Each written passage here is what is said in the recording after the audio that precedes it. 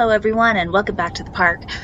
Today we have a pretty quick little speed paint. I was working on a new end screen because I wanted to be able to just move the end screen elements over to videos without having to adjust them too much and be like, yeah, that. And also so I'd have consistent branding. At some point fairly soon I'll also be doing a new intro pic. Oh wow, I need to oil my chair, don't I? I apologize for the squeaking. This is the didn't work. Cut out, squeaky, cut out. 6th time I've tried to record this particular video, which I just was not expecting it to take that long, and I'm very annoyed at this point. So, you know, barring any unforeseen accidents or whatever, we're gonna leave this as it is pretty much. So yeah, I've been trying to put end screens in and also trying to kind of create a cohesive brand, I guess would be the technical, business jargon-ish sort of thing. And wanted to have a proper end screen to, you know, show with that. And also just that there's an end to the videos as opposed to just, it's over, bye! So for the end screen itself, I defaulted to these two characters who don't actually have names, but I love them.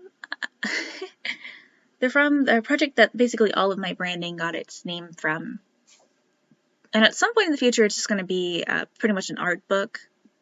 Just a lot of pieces in various styles and mediums featuring a lot of it's going to be these characters, but also other employees of the park and maybe a few guests that wandered in accidentally or just happened to be stuck in there on the worst day in park history that got its new moniker. But because of the format of it being an art book as opposed to a comic, there may be a few very short comics, but nothing's going to have any dialogue. So because it's just going to be images and not anything that's going to require a script. They just don't have names. They've existed in some form or another for 5-7 years, somewhere in that range, and they just don't have names. Oops. It is always fun drawing them though, because I try to keep try to give them consistent character, but it's a bit of a challenge, honestly, because they don't have faces. And you never quite realize how much you rely on faces to show character until they're not there anymore. And I had such a time drawing hands in this piece. I don't know why. The rest of it came together really quickly. But for some reason, I just was not having a good hand day. Their left hand, the one on the right of the pictures, both sides came together perfectly fine. But for whatever reason, their right hands just were not working. So you'll see I just gave up at one point and was like, you know what, good enough. This is fine. This is fine. Because the rest of them, real quick, just happy little drawing, but no. Those hands just did not work. Just did not work at all. You'll also see I flicked on a layer every once in a while that is just pretty much blocked in shapes for the end screen elements that I've been defaulting to. And also this is where I realized that I forgot to finish the exclamation point, so it's just a slash, but you know what? That's fine. That's perfectly fine. And now we've moved on to one of my favorite parts. Actually, I don't necessarily like the time involved in it, but I do like flatting in color for things. It's just seeing it start to come to life so quickly is really, really enjoyable. Especially now when I'm not actually doing anything. I'm just like, look at how quickly it went. Do, do, do, do, do. You're going to be dark gray because nothing looks good in black. Alrighty, now we're going to put in the red. Oh yes, that's a good red. That's a good shade. Nice and deep. Nice and bloody.